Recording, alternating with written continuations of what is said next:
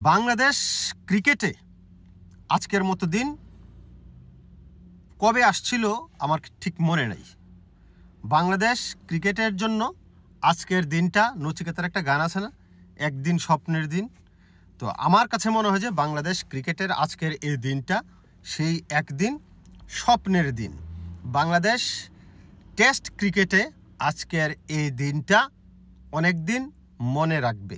তবে প্রতিপক্ষ দল কিছুটা দুর্বল হতে পারে কি প্রতিপক্ষ দল দুর্বল, যেহেতু আয়ারল্যান্ড তো অস্ট্রেলিয়া, ইংল্যান্ড কিংবা ভারত না। তো তাদের বিপক্ষে রান করাটা খুব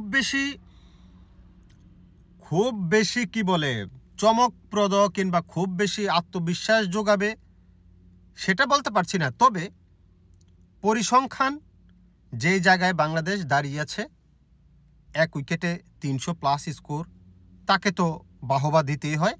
বাংলাদেশের ক্রিকেটে এমন দিন কবে এসেছিল আমার ঠিক মনে পড়ছে না। আলোচনা করব বাংলাদেশ এবং আয়ারল্যান্ডের ফার্স্ট ওয়ানডে ম্যাচ। আফসোস, সংসারে মন নাই, দেশের বাড়ি চলে যেতে হবে, যাইয়া আম কাঁঠাল খাইতে হবে, এছাড়া কোনো উপায় দেখতেছি না। কোথায় টেস্ট ম্যাচ আর কোথায় ওয়ানডে ম্যাচ। আফসোস আফসোস আফসোস। সাদাকে সাদা, কালোকে কালো বলিব, সাদাকে কালো, কালোকে সাদা বলিতে পারিব না, আর আইসক্রিম ব্যতীত কারো পা চাটিতে পারিব না। Hello viewers, it's me Rony bro, welcome to another new video. কথা বলছিলাম বাংলাদেশ এবং আয়ারল্যান্ডের প্রথম টেস্ট ম্যাচ নিয়ে। প্রথম টেস্টের আজকে দ্বিতীয় দিন শেষ হলো। দ্বিতীয় দিন বাংলাদেশ 338 রান করে মাত্র 1টি উইকেট হারালো। নিঃসন্দেহে বলা যায় বাংলাদেশের এই স্কোর বাংলাদেশের ক্রিকেট ইতিহাসেই মানে কি বলে, সংসারে মন নেই, কথাই বার্তা মনে আসে না। আফসোস, দেশের বাড়ি যাইতেই হবে। ক্রিকেট ইতিহাসে লাস্ট কবে আসছে আমার ঠিক মনে নেই। আয়ারল্যান্ডকে 286 রানে অল আউট করে দিয়ে বাংলাদেশ এই যে 338 রান, তাও মাত্র 1 উইকেট, মানে নিঃসন্দেহে বলা যায় যে ভালো একটা দিন গেছে বাংলাদেশ ক্রিকেটের। দেখেন, বাংলাদেশের ক্রিকেটে বেশ কিছুদিন ধরে বিভিন্ন রকম সমালোচনা, বিভিন্ন রকম আপনার আপত্তিকর ঘটনা, অনেক কি বলে, অনেক দুর্নীতি, অনেক ফাপড়বাজি, যৌন হয়রানির মতো ঘটনা ঘটেছে বাংলাদেশের ক্রিকেটে। লাস্ট কিছুদিন ধরে বেহাল অবস্থা বাংলাদেশের। মাঠের বাইরের যেই খেলাটা মাঠের ভিতরের খেলার চাইতে অনেক বেশি আলোচনায়। কিন্তু এই লাস্ট কিছুদিনের এই আলোচনা সমালোচনার পরে গিয়ে বাংলাদেশ দল আজকে যে পারফর্মটা করলো সেটা আসলে কিছুটা হলেও স্বস্তি দিবে, বাংলাদেশ দর্শকদেরকে স্বস্তি দিবে, বাংলাদেশ ক্রিকেট বোর্ডকে, হয়তো প্লেয়ারদেরকে কিছুটা হলেও স্বস্তি দিবে যে ভালো পারফরমেন্স করেছে। হোক সেটা দুর্বল দল, হোক সেটা শক্ত প্রতিপক্ষ। আয়ারল্যান্ড তো দুর্বল দল বাংলাদেশের তুলনায়, তবে পারফরমেন্স বাংলাদেশ ভালো করেছে। গতকাল আমি বলেছিলাম বাংলাদেশ দল এই টেস্ট ম্যাচে ড্রাইভিং সিটে আছে, তবে সেটা সাইকেলের। কিন্তু আজকে বলতে পারি যে বাংলাদেশ দল এই ম্যাচের ড্রাইভিং সিটে আছে, সেটা সাইকেলের না। কারণ বাংলাদেশ দল যেভাবে খেলেছে আসলেই প্রশংসার দাবি রাখে।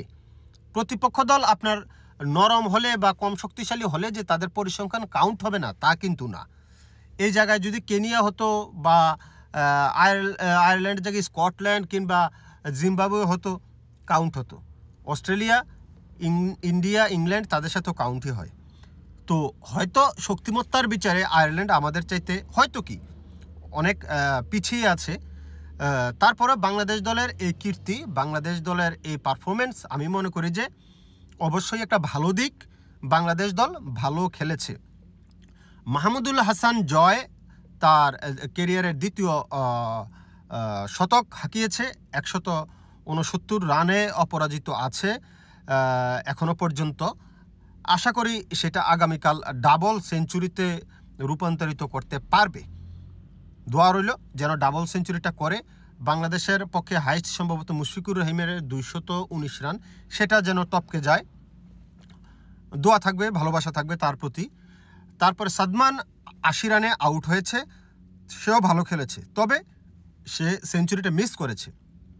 আমার কাছে মনে হয় যে আয়ারল্যান্ডের বলাররা তেমন কোনো রকম বল করতে পারে নাই, যে কারণে যার ফলশ্রুতিতে উইকেট থ্রো করে দিয়ে আসতে হবে, এবং বাংলাদেশের ব্যাটাররা আসলে ভালো খেলেছে, উইকেট থ্রো করে আসে নাই। সাদমান আরেকটু দেখে শুনে খেলতে পারতো। 80 রানে আউট হওয়া তার জন্য দুঃখজনক, তার সেঞ্চুরিটা মিস হলো। অন্য প্রান্তে মমিনুল হক সাদমান আউট হওয়ার পরে ক্রিজে এসেছেন এবং তিনিও কিন্তু 80 রানে অলরেডি পৌঁছে গেছেন। সুতরাং আমি মনে করি যে মমিনুল হকের যদি আগামীকাল ফার্স্ট আওয়ারে সেঞ্চুরিটা তুলে নিতে পারে মমিনুল হক, এবং মাহমুদুল হাসান জয় তার দ্বিতীয় সেঞ্চুরিটা, ক্যারিয়ারের প্রথমবারের মতো দ্বিতীয় সেঞ্চুরিটা তুলে নিতে পারে, তাহলে বাংলাদেশ দল আরও ভালো অবস্থানে থাকাটা স্বাভাবিক। কারণ অলরেডি বাংলাদেশ দল তো 50-52 রানে এগিয়ে আছে। তো সেই জায়গাটা থেকে আমি কালকে যেটা বলেছিলাম, বাংলাদেশ যদি নিজেকে বড় দল প্রমাণ করতে চায় তাহলে আসলে 450-500 রানের একটা স্কোর দাঁড় করানো উচিত।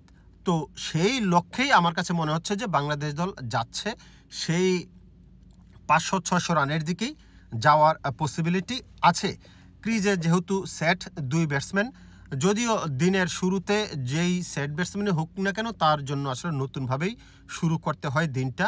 তো বাংলাদেশ দলের ব্যাটসম্যানরাও নতুনভাবে শুরু করবে, তবে নতুনভাবে শুরু করলেও যেন প্রথম দিনের রেসটা, প্রথম দিনের যেভাবে খেলে আসছিল সেটা যেন মেনটেন করে খেলতে পারে।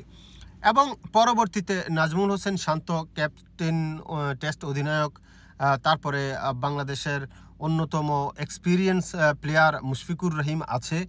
তো সেই জায়গাটা থেকে আসলে বাংলাদেশ তো এখন 600 রানের স্বপ্ন দেখতেই পারে। 338 রান আর 600তে কত, 500, 200-250 রান প্রয়োজন আছে, 250 রান প্রয়োজন। তো যেসব ব্যাটসম্যান আছে উপরে তাদের কাছ থেকে তো আসলে আমরা ভালো কিছুই আশা করি। 600 রান যদি বাংলাদেশ দল করতে পারে, আগামীকাল 2টা সেশন যদি খেলতে পারে, লাস্ট সেশনে আয়ারল্যান্ডকে ব্যাটিংয়ে পাঠালে যদি 600 রান করে ফেলে, আয়ারল্যান্ডের সামনে 300+ একটা কি বলে অলরেডি পিছিয়ে থাকবে 300 রানে, 300-350 রানে যদি পিছিয়ে থাকতে পারে, সেইখানে বাংলাদেশ দলের জন্য সুবিধা থাকবে, সুযোগ থাকবে। তারা লাস্ট আওয়ারে যে সূর্য ডুবি যে একটা অবস্থা থাকে, তখন আসলে ডুবি না ডুবো। আফসোস, সংসারে আবারও মন নাই। এত ঘন ঘন যদি সংসারের মন চলে যায়, আর্থিং ছুটে যায় সংসার থেকে, তাহলে তো আম কাঁঠাল ছাড়া একমাত্র আসলে কোনো গতি দেখতেছি না। দেওয়ানা হইয়া ফয়দা আছে। আফসোস, সংসারে মন নাই। তো যেটা বলছিলাম, ডুবো আলোতে উইকেট আসলে দ্রুত পড়ে, এবং আমার কাছে মনে হয় যে বাংলাদেশ দলের পেস ইউনিটে হাসান মাহমুদ আছে, তারপরে নাহিদ রানা আছে, স্পিন ডিপার্টমেন্টও ভালো। তো সেই জায়গাটা থেকে বাংলাদেশ যদি লাস্ট আওয়ারে, দিনের শেষের দিকে তাদেরকে ব্যাটিংয়ে পাঠায় বা নিজেদের ইনিংস ডিক্লেয়ার করে 550-600 রান করার পরে, তাহলে আসলে আয়ারল্যান্ডের জন্য এই ম্যাচ বাঁচানো কষ্টকর হয়ে যাবে। আশা করি চতুর্থ দিনেই এই টেস্ট শেষ হবে। বাংলাদেশকে যেহেতু আমি আয়ারল্যান্ডের সাথে তুলনা করি না, বাংলাদেশকে আমি বড় দল মনে করি, আয়ারল্যান্ডের সাথে বড় দল। আমি বলছি না যে গ্লোবাল ক্রিকেটেই বাংলাদেশ দল অনেক বড় দল, আয়ারল্যান্ডের সাথে অবশ্যই বাংলাদেশ বড় দল। সেটা কথায় নয়, কাজে প্রমাণ করতে হবে, এবং সেটা প্রমাণিত হবে বাংলাদেশ দল যদি এই ম্যাচটা 4 দিনে শেষ করতে পারে। যদিও প্রতিপক্ষ, যেটা বলছিলাম, দুর্বল দল, তবে বাংলাদেশ দল যেন ভালো স্কোর করে, একটা ডাবল সেঞ্চুরি, একটা সেঞ্চুরি বা 2টা সেঞ্চুরি যদি আয়ত্তে আনতে পারে, ফরে আনতে পারে নিজেদের, সেটা নিজেদের যেমন একটা রেকর্ড হবে, নিজেদের ব্যক্তিগত রান বাড়বে, এবং বাংলাদেশ দলের জন্য সেটা শুভকর হবে, ভালো কিছু হবে। আশা করি এমনটাই হবে। আপনি কি মনে করছেন, বাংলাদেশ দল কি এই টেস্ট ম্যাচ 4 দিনে শেষ করতে পারবে? কি মনে হচ্ছে? কমেন্ট বক্সে আপনাদের মতামত দেখতে চাই। আফসোস, কয়টা ভুল করলাম এই ভিডিওতে। সংসারে আসলে মন নেই, দেশের বাড়ি চলে যেতে হবে। ইটালিতে কোনো